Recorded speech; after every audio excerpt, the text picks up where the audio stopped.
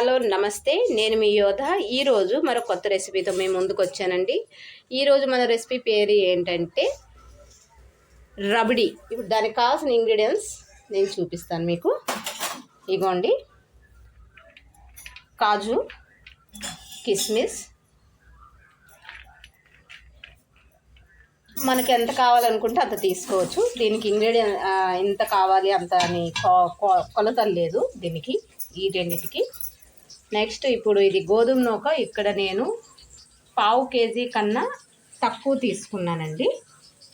పంచదార దీనికన్నా తక్కువగా తీసుకున్నాను, మన రుచికి తగినంత.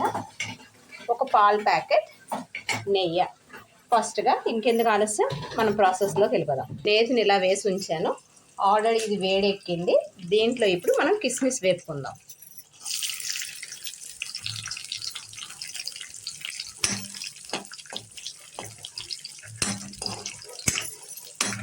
కిస్మిస్ వేగుతుండగానే జీడిపప్పును కూడా వేసేయాలి.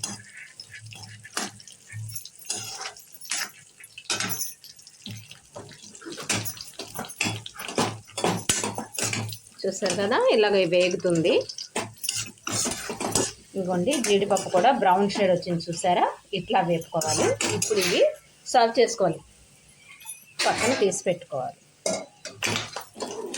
ఇప్పుడు ఈ మిగిలిన నేతిలో మనం తీసి పెట్టి ఉంచుకున్న ఈ నూకను వేసుకుందాం. ఈ ప్రాసెస్కి కొంచెం నెయ్యి ఎక్కువే పడుతుందండో.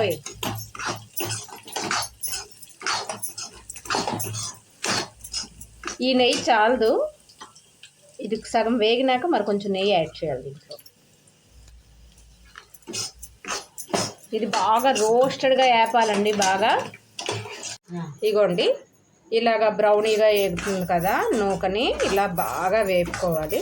ఇది ఎంత బ్రౌనిష్లో వచ్చినా సరే మీకు అంత కలర్ఫుల్గా అనేది రబడీ వస్తుంది. ఇదిగోండి, ఇలా బ్రౌనీగా వేగింది కదా.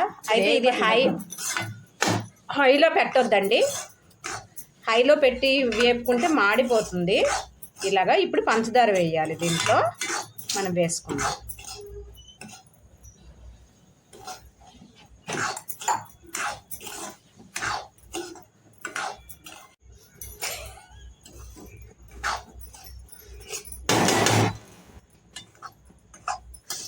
ఇలా 4 పక్కల కలుపుకోవాలండి, లేదంటే మాడిపోతుంది. మాడిపోతే టేస్ట్ పోతుంది. ఇప్పుడు దీంట్లో పాలు వేసుకోవాలి. నేను ఒక ప్యాకెట్ పాలు అని చెప్పాను కదా. ఈ రబడీకి ఎక్కువగా పాలు అవుతుంది, అయితే కొంచెం థిక్గా ఉంటుంది రబడీ అనేది. ఇప్పుడు కిస్మిస్లు వేసుకోవాలి. కిస్మిస్లు, కాజు కూడా ఇప్పుడు వేసుకోవాలి. రబడీకి ఏంటంటే నూక ఎక్కువగా ఉడకదండి, హైలోనే పెట్టుకోవాలి.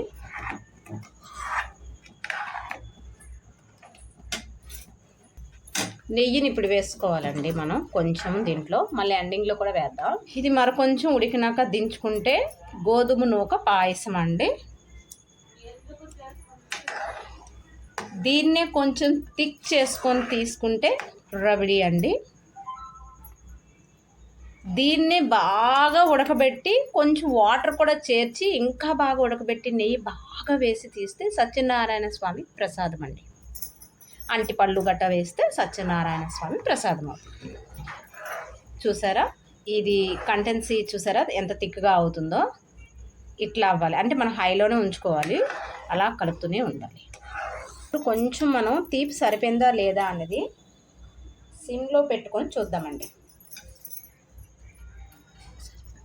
ఓకే అండి, పర్ఫెక్ట్గానే ఉంది తీపి.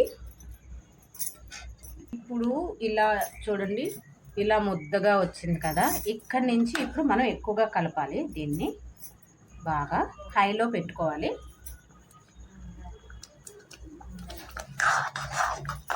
ఎందుకంటే దీనికి ఇక్కడ ఉండకడుతుంది.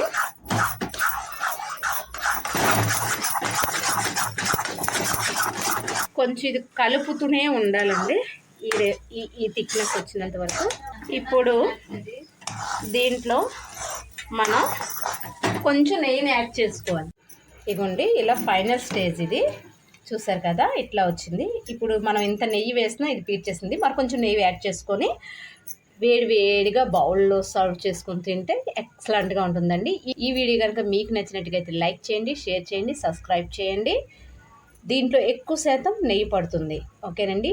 ఈ టేస్ట్ అయితే నాకు తెలుసు. మీరు ఒక్కసారి మీ ఇంట్లోని కూడాను రెడీ చేసుకుని తినండి.